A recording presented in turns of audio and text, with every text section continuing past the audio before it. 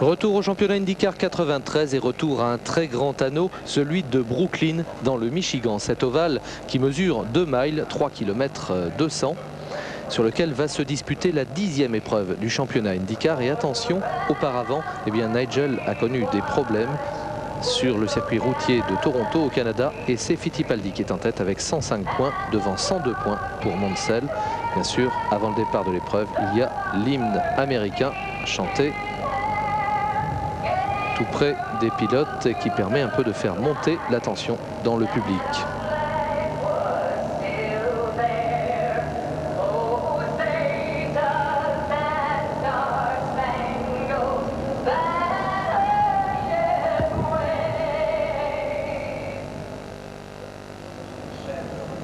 Voilà, l'ambiance est tracée sur ce circuit, cet immense ovale. Et les positions sur la grille de départ: Mario Andretti a signé la pole position en 30 secondes 733 millièmes. À ses côtés, il y aura Nigel Mansell, 30 secondes 840 millièmes, tout près donc les deux équipiers de l'équipe Newman-Haas. En deuxième ligne, Harry Luyendijk, le Hollandais, volant, très rapide sur les anneaux. On se souvient de sa victoire à Indianapolis, avec à ses côtés Raoul Beusel, le pilote brésilien que l'on a vu en pole position il y a peu. Troisième ligne composée de Paul Tracy, le Canadien, et sa Penske, moins à l'aise sur les ovales très rapides, aux côtés de l'autre Canadien, Scott Goodyear. Les deux hommes se connaissent bien et ils se sont battus souvent sur les différents circuits. Une bonne surprise pour Scott Brayton en quatrième ligne, aux côtés de Théo Fabi, le petit Italien, champion du monde de voitures de sport prototype.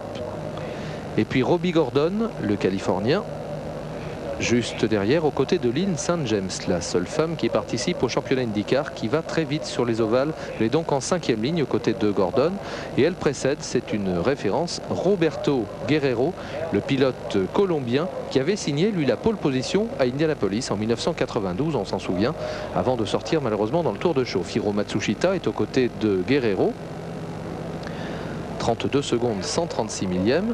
Willie T. Rips et juste derrière Roberto Guerrero, c'est donc lui le seul pilote de couleur de ce championnat IndyCar. Il est aux côtés de Stefan Johansson, le Suédois, qui a délaissé la Formule 1 pour venir ici au championnat IndyCar. Emerson Fittipaldi a connu des problèmes pendant les essais. Il est relégué très loin sur la grille avec sa Penske, preuve, je vous disais il y a un instant, qu'elle ne marche pas très fort. Bobby Rahal, qui a pourtant maintenant pris un châssis Lola à la place de son propre châssis Rahal Hogan qu'il utilisait en début de saison. Al Unser Jr. est lui aussi très loin sur cette grille de départ des 500 miles de Brooklyn dans le Michigan, aux côtés de Buddy Lazier, un débutant en IndyCar, tout comme David Cudgrave, juste derrière, aux commandes d'une Lola 92 à moteur Chevy V8A, tout comme celle d'Olivier Grouillard, le pilote français, qui poursuit son apprentissage du championnat IndyCar. On attend des ravitaillements, vous le voyez, tous les 32 à 35 tours. L'anneau fait donc 2 miles exactement. Il y aura 250 tours à couvrir. Et vous voyez qu'il y a 2 chances sur 3 pour qu'il pleuve sur cet anneau de Brooklyn. Et quand on dit chance, évidemment, ça n'est pas forcément le mot à utiliser, parce que les courses sont immédiatement interrompues en cas de pluie sur les anneaux. On a eu un aperçu de la piste depuis la monoplace de Raoul Beusel. La première ligne, on vous l'a dit, est composée d'Andretti et Mansell, et là nous sommes en compagnie de Bobby Rahal, relégué assez loin sur cette grille de départ des 500 miles de Brooklyn dans le Michigan.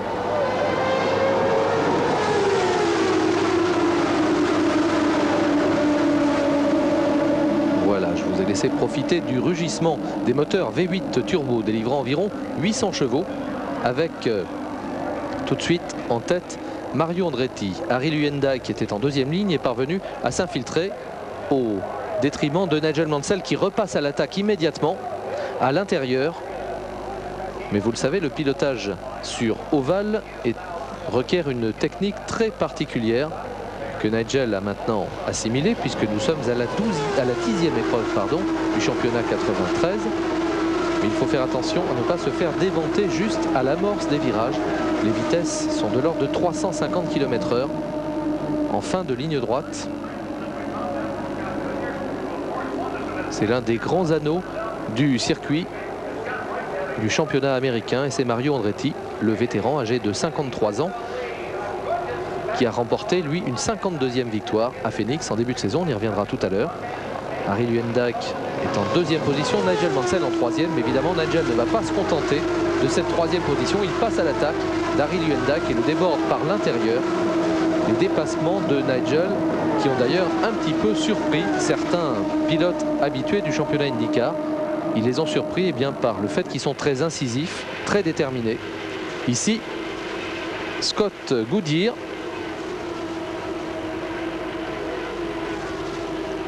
et Raoul Beuzzel. La bataille entre les deux hommes est sévère. Ils se connaissent bien également. Après 8 tours, Andretti devant Mansell, Luyendyk, justement Goodyear et Beuzzel en bataille pour la 4e place. Gordon, Brayton, Fabi, Guerrero, Fittipaldi, Lynn St. James en 12e position. Vous voyez la trajectoire déterminée en noir bien sûr par les dépôts de gomme successifs et la bataille entre les équipiers fait rage. Nigel Mansell et Mario Andretti côte à côte. Mario en bas, Nigel en haut de la trajectoire. Nigel Mansell qui est passé maintenant, qui est devant son équipier, mais attention, Mario Andretti ne va pas se laisser faire, il entend réagir, même s'il a souvent été dominé par son coéquipier au cours de cette saison. Andretti qui n'est qu'en 5e position à ce moment-là au classement général provisoire du championnat avec 80 points contre 102 pour Nigel Mansell.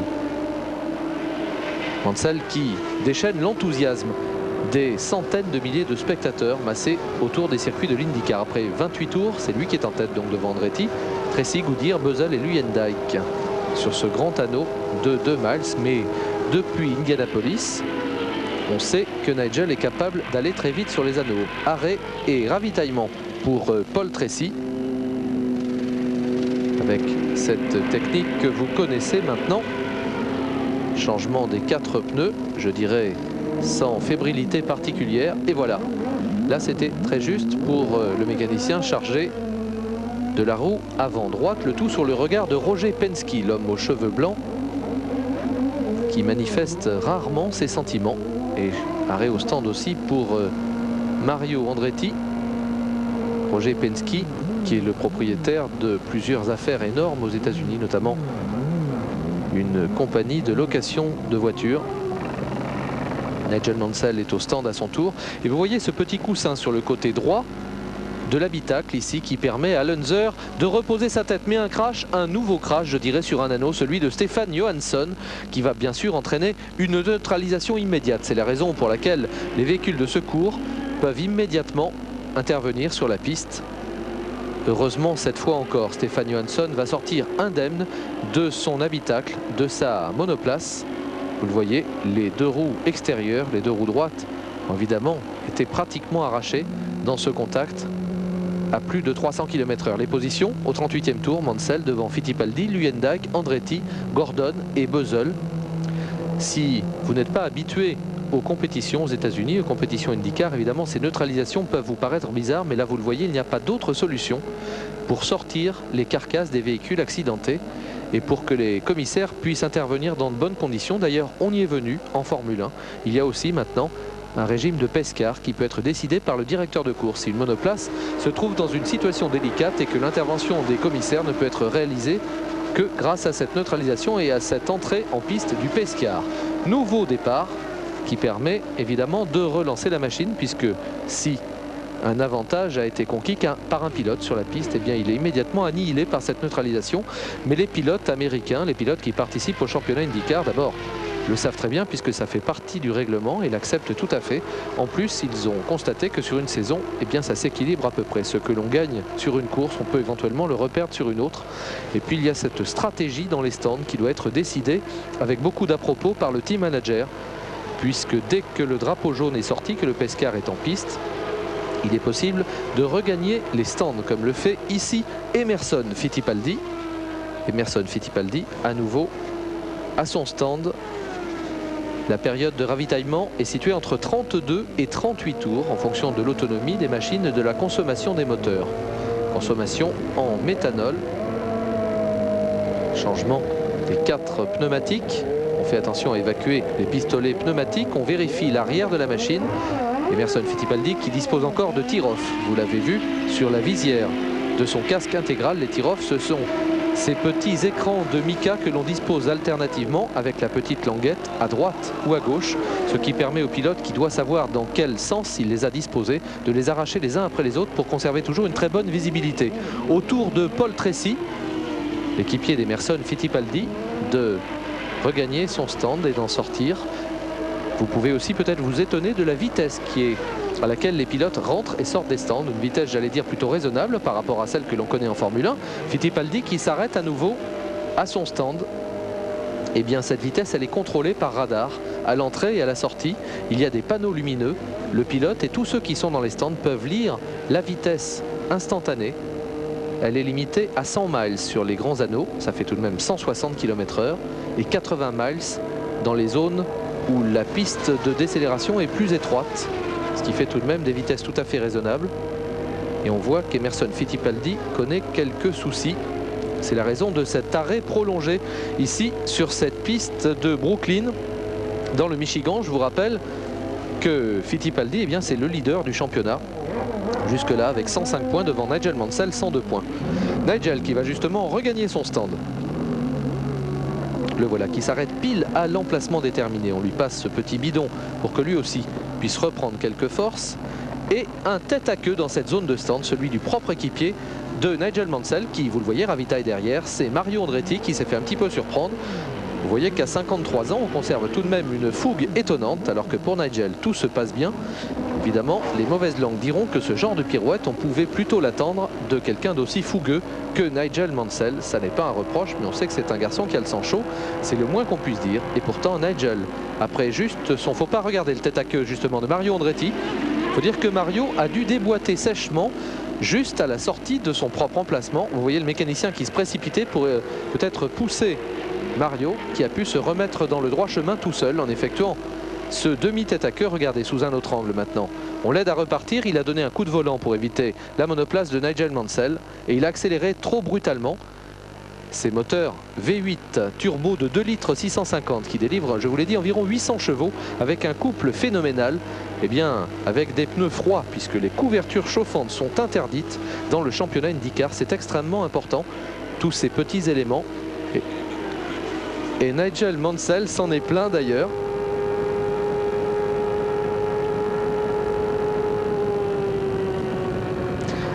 Nigel Mansell s'en est plaint du fait de ne pas disposer de ces couvertures chauffantes qui permettent de mettre les pneus à température et de ne pas se faire piéger. Mais là, c'est Andretti, vous l'avez vu, qui a fait cette petite galipette. On revient sur la piste avec une bataille toujours aussi féroce entre Paul Tracy et Nigel Mansell. Mansell, aux côtés duquel nous nous trouvons, avec toujours cette petite plaque située à l'arrière de l'habitacle et qui permet au pilote de reposer son casque. Nigel, depuis très longtemps, depuis une sortie très violente en Formule Ford en Grande-Bretagne au début de sa carrière, souffre beaucoup du cou. Et le cou, il est mis à contribution dans ces courbes, toujours à gauche évidemment. Dépassement ici, attaque sur Raoul Boesel. On voit que quelques nuages un peu gris semblent se diriger au-dessus de cet anneau de Brooklyn dans le Michigan, siège de la 10e épreuve du championnat IndyCar de la saison 93. Voici Raoul Boesel, juste dans l'aspiration de Nigel Mansell, juste derrière, le Brésilien qui fait partie du team Dick Simon Racing, une équipe qui engage généralement 4 ou 5 monoplaces et qui ne dispose pas de beaucoup de moyens financiers malgré tout. Robbie Gordon est à son stand et on voit qu'on s'affaire beaucoup et justement on est en train de refixer, vous le voyez, le coussin qui permet au pilote d'appuyer son casque à l'extérieur des courbes. Regardez avec quel soin les mécaniciens ont refixé ce petit coussin à l'extérieur. Et là, vous avez vu la mésaventure qui a failli arriver à Robbie Gordon à l'accélération. Une petite scène également à laquelle on assiste fréquemment sur les courses un petit peu longues du championnat IndyCar, c'est qu'on râpe la surface de gomme usagée sur le pneumatique. 7 trains de pneus seulement sont autorisés et le malheur de Paul Tracy qui connaît un problème de moteur et qui doit renoncer à bord de sa Penske à moteur Chevy.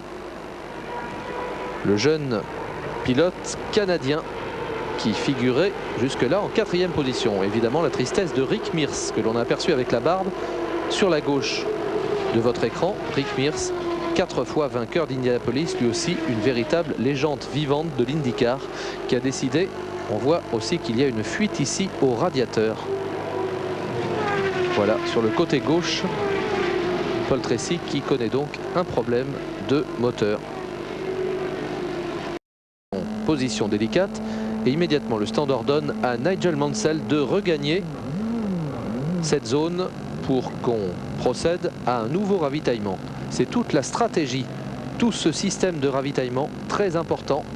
Nigel là qui ne s'est pas arrêté exactement, voilà, il était un petit peu loin, vous avez vu, le mécanicien ne pouvait pas opérer. Et Paul Tracy déçu qui, avec sa petite moto, va regagner son motorhome pour suivre la fin de l'épreuve devant sa télévision.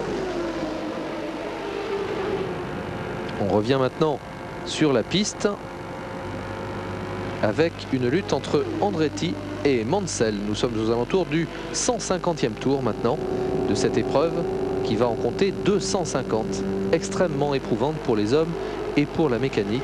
500 miles à parcourir, plus de 800 km sur cet anneau de 2 miles, un peu plus de 3 km 200.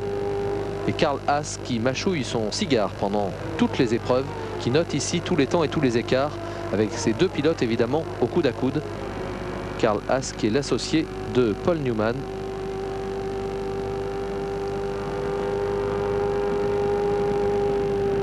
Et Mansell qui maintenant a totalement assimilé le pilotage sur les grands anneaux et même sur les petits, bien sûr, puisqu'on a vu la victoire qu'il a remportée tout à l'heure sur le petit anneau de Milwaukee. Regardez, en profitant de l'aspiration, Nigel Mansell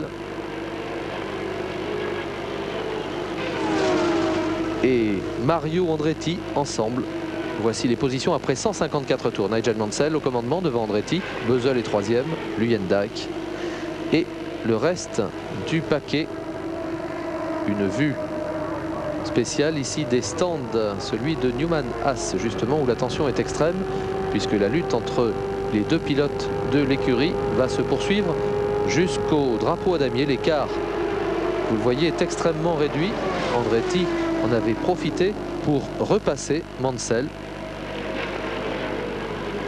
à la faveur d'une neutralisation et d'un pit stop, malgré son petit tête à queue de tout à l'heure dans la zone des stands. Il a perdu seulement quelques dixièmes de seconde. Mansell et Andretti ensemble dans une lutte farouche, même si les deux hommes s'entendent très très bien en dehors de la piste. On sait que Mario Andretti est intervenu. Un arrêt au stand de celui de Roberto Guerrero avec son numéro 40, sa machine toute rouge du team de Kenny Bernstein, le pilote de dragster de la NHRA, 4 fois champion du championnat américain de dragster. Et cette vue très impressionnante grâce à la caméra embarquée. Vous voyez que le dépassement des attardés, ça n'est pas toujours évident. Une neutralisation suite à un incident de course et immédiatement Mansell regagne son stand. Ça, c'est une stratégie très très importante. Alors évidemment, on peut se décaler sur le plan du ravitaillement. On voit ici Nigel Mansell arrêté à son stand. On ne change pas les pneumatiques. On rajoute simplement un petit peu de méthanol. Vous voyez qu'il a eu du mal à repartir. Nigel Mansell, on a complété le plein parce que là, le but évidemment, c'est de ne pas s'arrêter à nouveau. Mario Andretti qui a suivi. On connaît maintenant la stratégie adoptée par l'équipe Newman Haas. Les deux hommes sont rentrés au stand sans changement de pneumatique. On a juste complété le plein de méthanol. Robbie Gordon qui pénètre lui aussi dans la zone de stand. Malheureusement pour Robbie Gordon, cet arrêt est un arrêt définitif. Nigel Mansell se retrouve maintenant au commandement avec quelques secondes d'avance. On entre dans le dernier tour. Le drapeau blanc, ça signifie dernier tour aux États-Unis. Dernier tour pour Mansell qui compte une douzaine de secondes d'avance sur son équipier Mario Andretti.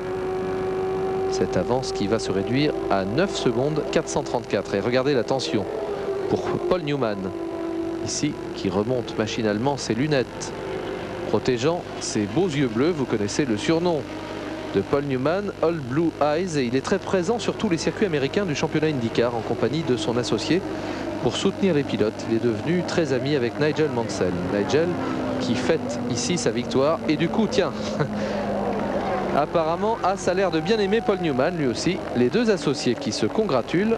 Je peux vous dire que c'est une scène très rare parce que d'habitude ils sont plutôt réservés. Mais elle était importante cette victoire sur l'anneau de Brooklyn puisque Nigel Mansell se retrouve au commandement du championnat avec 123 points devant Fittipaldi seulement 105. Voici le classement: Mansell, Andretti, Luyendijk, Buzzell, Goodyear et Fabi. Classement de cette épreuve. Fittipaldi, lui, a connu beaucoup de soucis puisqu'il termine à 13 tours en 13e position, et donc ça permet à Mansell, je vous l'ai dit, de prendre l'avantage au classement général provisoire du championnat. Mansell qui est absolument épuisé, qui a beaucoup de mal, que l'on doit aider à s'extraire de son baquet, alors que vous allez voir Mario Andretti qui a 53 ans, finit donc second à 9 secondes et qui lui est en pleine forme. Peut-être Nigel n'est-il pas encore habitué à ce type d'effort aussi long. Nigel là qui est vraiment apparemment au bord de la défaillance, au bord de l'évanouissement. Mario Andretti, vous voyez, qui sourit à la suite de sa deuxième place. Vous restez avec nous pour la suite du championnat IndyCar.